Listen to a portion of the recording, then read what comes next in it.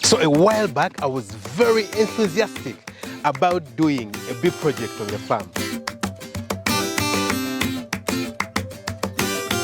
The goal was to have 5,000 beehives on the farm, all producing honey.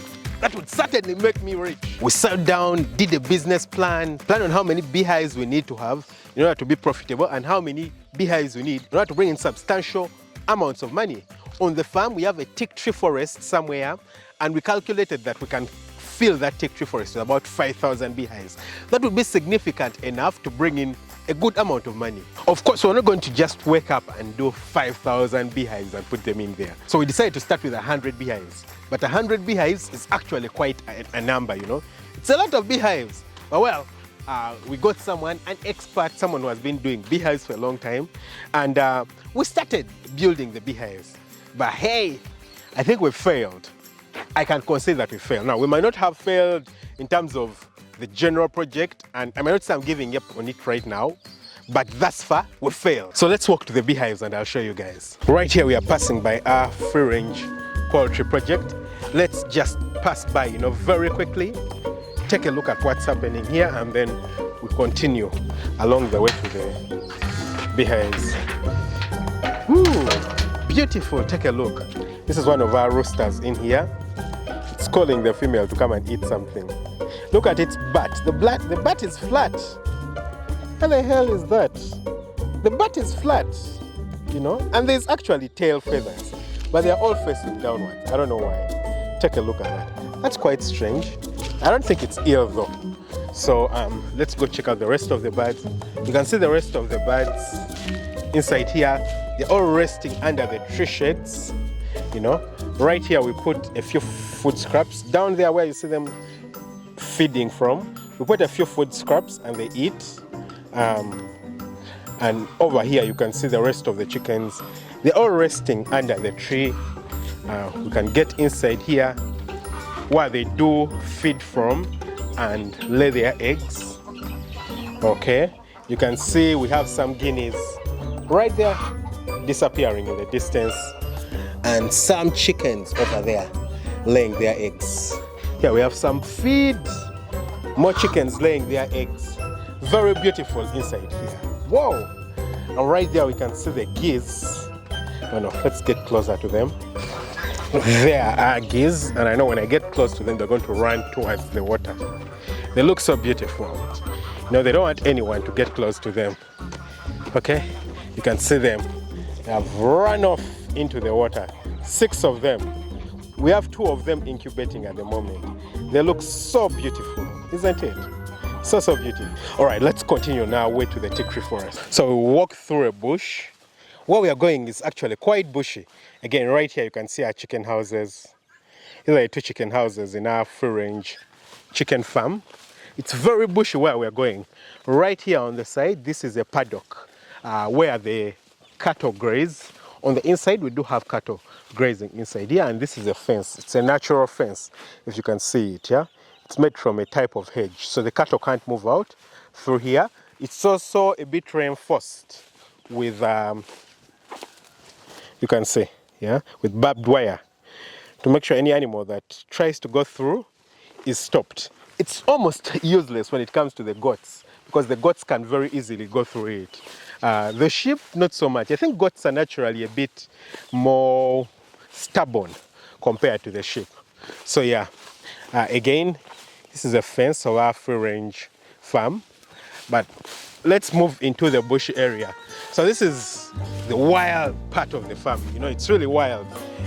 We mainly use it to graze the cattle, but now that we got rid of most of the cattle, it has really grown wild. There's a lot of vegetation over here. A lot of vegetation, and we've come across a lot of snakes inside here, you know, before. Very many snakes. So I'll try and just walk quickly through this area. It's quite a distance away, maybe 1 kilometer away, before we get to our teak tree forest, where we have our bees. During the rainy season, this part of the farm, you know, a bit wild part of the farm, gets interesting.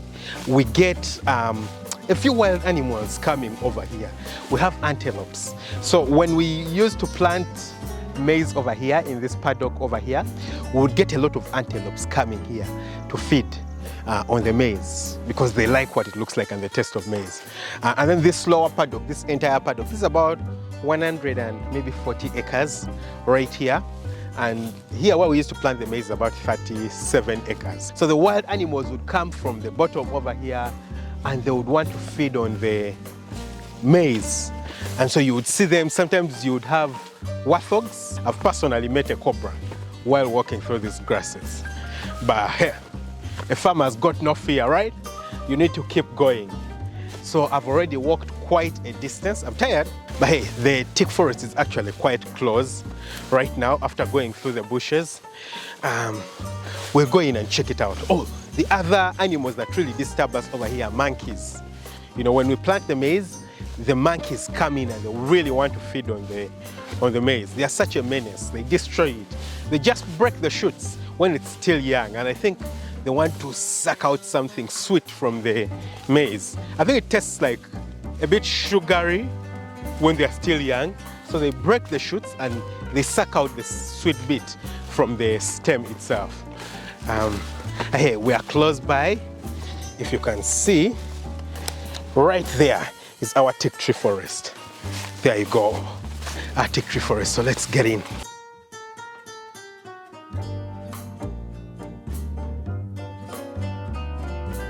Whew. There's a lot of dry leaves on the floor, as you can see. It's been a bit dry recently, so the trees have shed a lot of their leaves. So when you're walking in here, it's quite noisy. And over there in the distance, we have our beehives. So right there, you can see it in front of us. It's about 100 hives that we had started with, and they have really become wild, you know. I don't know if you can call it beehives anymore. Now, when I take a closer look, some of the beehives actually do still have bees. I won't get close because these are wild African bees, and they are really wild. When they decide to attack you, they attack properly. So I won't get close, but if you can see, right at the entrance of this beehive, we do have bees. So this is an active beehive, and I think I saw some right here. No, I don't think I saw any. Yeah, so I think we can pass by this. This also doesn't seem to have any activity. That over there has activity. You can see bees coming in and out. Yeah. This one over here, there is nothing. So I don't know if it was stolen or we didn't place it. I think it was stolen. I haven't been here in a while. This one does have bees. This one does have bees. This one has nothing. This was properly destroyed. If you see, at the top there is nothing. So I believe someone should have come and taken the bees and left us with nothing. Totally. Then over here, I'll walk very carefully over to the other side. Nothing. This one's left.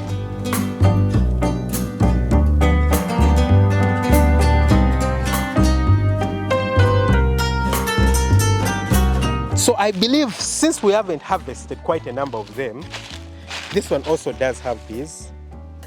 Wow, we actually do have quite a number with bees. This was attacked by insects. I think they came in to attack the bees and feed on the honey. So they came in and they attacked it and it's normal. You know, there's nothing.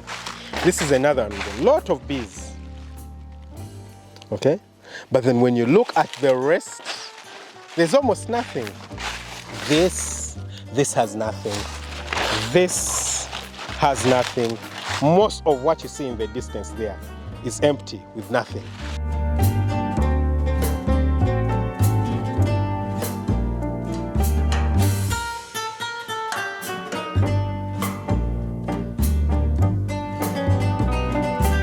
I've got one with a lot of activity. Oh my God. Should I come close? Take a look at that, guys. That's got a lot of activity. It's a lot of activity for a beehive. So that should have honey on the inside. So why do I call this a failure? Well, less than half of the beehives actually do have bees on the inside of them. When we started out, our goal was to produce honey, and I thought, you know, over 100 of these nests would be producing a lot of honey at the moment. but it looks like it's been an abandoned project. And if you ask me, why do I think it's an abandoned project? And I believe it's because we had a lot going on. It's the timing. I didn't start out the beehive project with proper planning. You know, we have goats, sheep, cattle, chickens on the farm, we have rabbits, and this being the farthest and being the one that needs the least supervision meant that it gets neglected a lot of the times. So because of that, it was vandalized. It was clearly vandalized. People came here and vandalized some of the beehives. Others of the beehives are intact, but most of them were vandalized. Some of them were attacked by insects. You know, if you leave the beehives down and you leave room for insects to climb in, the insects can attack the beehives and, you know, they want to consume the nectar, some of the wild insects. So it became a problem, and a lot of the beehives are actually quite destroyed at the moment. So we really didn't give the project a lot of attention, the attention it deserved. If we had given the project the attention it deserved, I believe we actually would have gotten quite far at the moment. So our failure is not because it's impossible to get bees in this place. No, that's not the reason. Our failure is because of very poor planning and poor implementation. So am I giving up on the project of bees in this area? 100% not. No, I'm not giving up, but I feel like I need to re-strategize. First, what I'm going to do is that I'm going to get my guy, Mr. Jemba, to come and check out these beehives that do have a lot of bees and see if we have any honey on the inside. If we do have honey, I will harvest this honey, and then we'll see where we're going to end. You know, we get out the honey, and then we concentrate on the hives that actually have something, and maybe expand a little by little. You know, maybe start with 30 beehives, go to 40. Go to 50, not 100 at a go, not 1,000 at a go, not 5,000 at a go. The goal in the end is to fill this entire teak tree forest.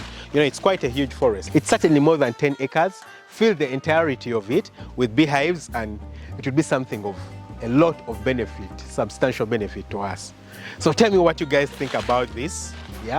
Let me know in the comment section below. Have you done beehives before? What was your experience doing bee farming? You know, would you encourage me to concentrate on it? Do you think I'll get good results? I think I will if I pay a lot of attention to it.